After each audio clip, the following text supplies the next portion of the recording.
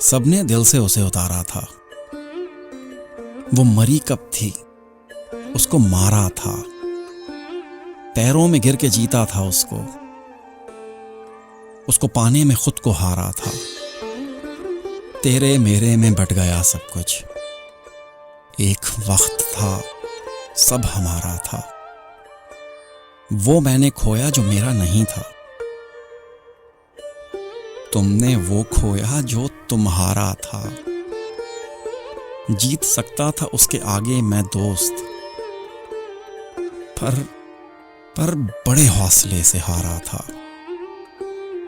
सबने दिल से उसे उतारा था। वो मरी कब थी, उसको मारा था।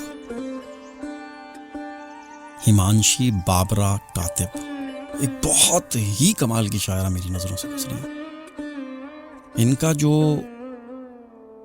सोचने का और लिखने का अंदाज है बहुत ही कमाल है, बहुत ही हटके।